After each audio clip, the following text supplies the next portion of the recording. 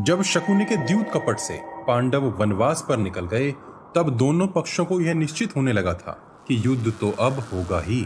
दो परिवारों का युद्ध कैसे एक महायुद्ध में बदला। भारत और आसपास के देशों के वे कौन से प्रांत थे जिन्होंने कौरवों या पांडवों का पक्ष लिया, नक्शे पर वे कहाँ हैं। हमने अनेक तथ्यों का विश्लेषण कर उन स्थानों का ठीक से पता लगाने की एक कोशिश की है जो आप इस वीडियो में देखेंगे। पांडवों के पक्ष में ज्यादातर वे राजा आए जो कौरवों को अपना शत्रु मानते थे या जिनसे पांडवों ने विवाह के स्वरूप में संधि की थी, जैसे चेदी, काशी, पिशाच या राक्षस वर्ण, और जिनके श्री कृष्ण से मैत्रीय संबंध थे। और कुरुवंश के पक्ष में ज्यादातर वे राजा आए जो कुरुवंश से मित्र संधि रखते थे अथवा जिनकी शकुनी और गांधार के साथ मित्र संधियां थी। सबसे पहले शुरू करते हैं दक्षिण भारत से। सिंहल महाभारत के अनुसार ये एक जाति का नाम है जो आज के श्रीलंका में समझी जाती है। इस जाति के योद्धा कौरवों की ओर से लड़े थे। केरल कर्ण पर्व के अध्याय 12 में साफ उल्लेख मिलता है कि केरल की सेनाएं पांडवों की ओर से लड़ी थी। पांड्य दक्षिण भारत का एक महान साम्राज्य था जिन्होंने पांडवों के पक्ष में युद्ध किया था। इसके महान योद्धा मलयध्वज का वध अश्वत्थामा के हाथों हुआ था। चोल कर्ण पर्व के ही अध्याय 12 में साफ उल्लेख है कि दक्षिण भारत की चोल सेना ने पांड्य और केरल योद्धाओं के साथ मिलकर कौरव सेना पर धावा बोला था। चुचुप इस प्रांत के योद्धाओं ने कौरवों की ओर से युद्ध किया था। तितिर ये दक्षिण भारत का एक जनपद था जिसके सैनिक पांडवों की ओर से युद्ध करने कुरुक्षेत्र में गए थे। कलिंग आज के समय का उड़ीसा या ओडिशा राज्य प्राचीन काल का कलिंग राज्य था।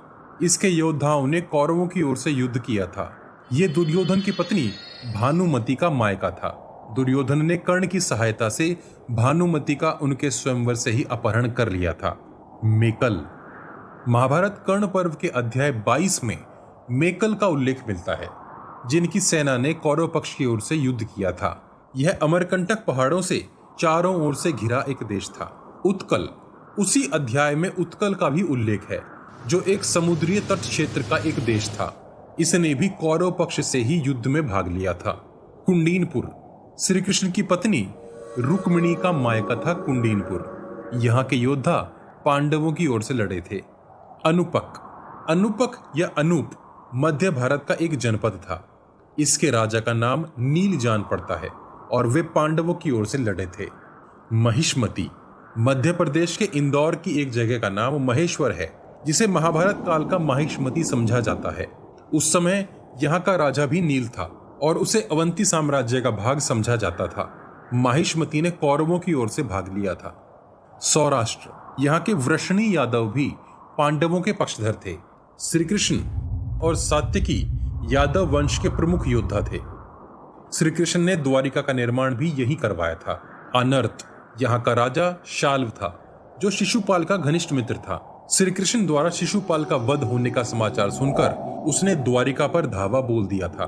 तब श्री कृष्ण के हाथों शाल्व का वध हुआ था। ऐसा वर्णन मिलता है कि वो मायावी था और शिवजी के वरदान स्वरूप उसके पास एक सौभ नामक विमान था। शाल्व वध के बाद अनर्थ श्री कृष्ण के अधीन हो गया और उसकी सेना पांडवों की ओर से लड़ी। अवंती यह महाभारत काल का एक बड़ा देश था। आधुनिक काल में मध्य प्रदेश का मालवा प्रांत अवंती को समझा जाता है। कुरुक्षेत्र युद्ध में इसके योद्धा कौरवों की ओर से लड़े थे। दशार्ण का अर्थ है 10 या अधिक नदियों वाला क्षेत्र। दशार्ण का नाम बाद में धसान हो गया जो बुंदेलखंड के आसपास का हिस्सा जान पड़ता है। यहाँ सुधर्मा का शासन था जिसकी बहन का विवाह द्रुपद के पुत्र शिखंडी के साथ हुआ था। दशार्ण की सेना पांडवों की ओर से लड़ी थी। पौंड्र महाभारत काल का एक विशाल जनपद था। आधुनिक काल में इसकी जगह पश्चिम बंगाल और बांग्लादेश के कुछ हिस्से जान पड़ते हैं। पौंड्र की सेना पांडवों की ओर से लड़ी थी। त्रिपुरा भीष्म पर्व के अध्याय 87 में कुरुक्षेत्र युद्ध के 8वें दिन के युद्ध में त्रिपुरा की सेना का कौरवों की ओर से लड़ने का विवरण उपलब्ध है। प्राग्ञ ज्योतिषपुर आज ये स्थान गुवाहाटी के समीप जान पड़ता है। पहले यहाँ का राजा नरकासुर था जिसका श्री कृष्ण ने नरसंहार किया था। इस दिन को हिंदू सभ्यता में नरक चतुर्दशी के नाम से मनाया जाता है। तत्पश्चात वहां का राजा भगदत्त हुआ जिसने कौरवों की ओर से युद्ध में भाग लिया था। अंग पुराणों के अनुसार वहां के राजा बाली को पुत्र संतान नहीं हुई। दीर्घात्मा ऋषि के आशीर्वाद से उन्हें 5 पुत्रों की प्राप्ति हुई, जिनके नाम थे अंग, वंग, कलिंग, सुहा और पुंड्र। शांति पर्व के अनुसार दुर्योधन के कहने पर जरासंध ने कर्ण को अंग देश का चंपापुरी देकर वहां का राजा मान लिया। कुछ समय बाद दुर्योधन ने कर्ण को अंगराज घोषित कर दिया। आज के समय यह स्थान बिहार का भागलपुर जान पड़ता है।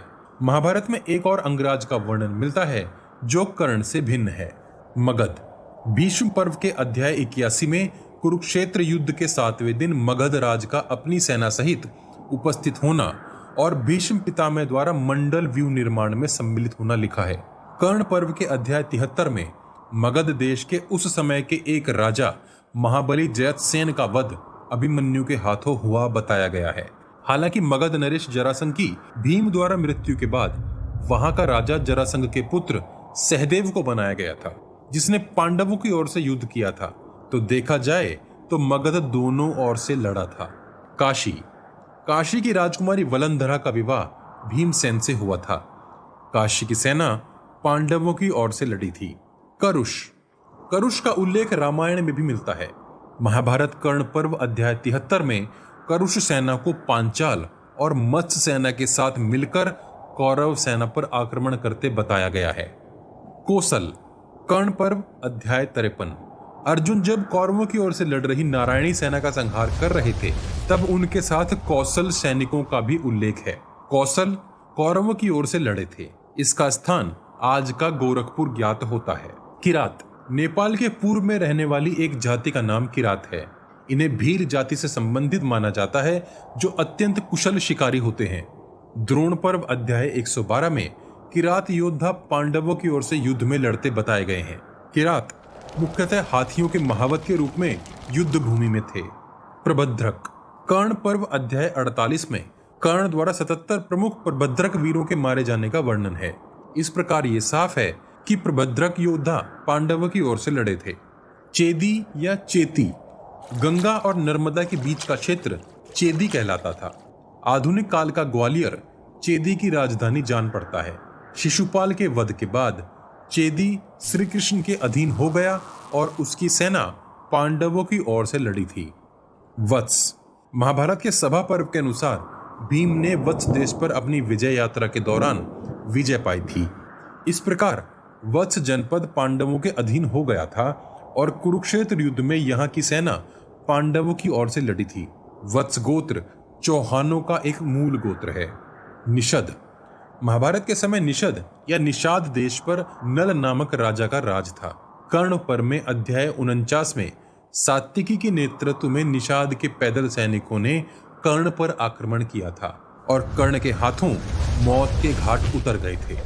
कुंती और भोज शिशुपाल वध के बाद जब शाल्व ने द्वारिका पर आक्रमण किया था, तब उसके साथ कुंती का राजा दंतवक्र भी था। शाल्व के साथ दंतवक्र का भी वध हुआ था। तब से यह भाग भी श्री कृष्ण के अधीन हो गया था और यहाँ की सेना पांडवों की ओर से लड़ी थी। पांचाल अखंड पांचाल की सत्ता पांडवों के ससुर और द्रौपदी के पिता द्रुपद के पास थी। द्रौपदी विवाह से पहले जब द्रोणाचार्य के कहने पर अर्जुन ने पांचाल को अकेले जीतकर अपने गुरु को भेंट कर दिया था, तब पांचाल के 2 भाग हो गए थे। उत्तर पांचाल पर द्रोणाचार्य का आधिपत्य हो गया था और उन्होंने वहां का शासक अश्वत्थामा को बनाया था और द्रुपद के पास दक्षिण पांचाल रह गया था। इस प्रकार उत्तर पांचाल की सेना कौरवों के पक्ष में तो दक्षिण पांचाल की सेना पांडवों के पक्ष में युद्ध करने गई थी। सोमक अर्जुन और कर्ण के युद्ध में उस दिन अर्जुन की सुरक्षा की जिम्मेदारी सोमक सैनिकों पर थी। कर्ण पर्व में अनेकों बार सोमक सैनिकों का उल्लेख मिलता है। इस प्रकार वे पांडवों की ओर से लड़े थे। शूरसेन मथुरा के आसपास का हिस्सा शूरसेन कहलाता था। वहां के राजा कंस की मृत्यु के उपरांत श्री कृष्ण ने कंस के पिता उग्रसेन जी, जिन्हें कंस ने बंदी बना रखा था, वहां का फिर से राजा बना दिया। महाभारत में कहीं स्पष्ट उल्लेख नहीं है कि शूरसेन राज्य की सेना किस ओर से लड़ी थी, किंतु विश्लेषण के आधार पर हम कह सकते हैं कि शूरसेन की सेना पांडवों की ओर से लड़ी थी। अगर किसी के पास कोई स्पष्ट प्रमाण है तो कृपया कमेंट करके हमें बताएं, हम उसे सबके साथ साझा कर देंगे। मत्स्य पांडवों ने मत्स्य देश में ही विराट के यहाँ रहकर अपना अज्ञातवास बिताया था।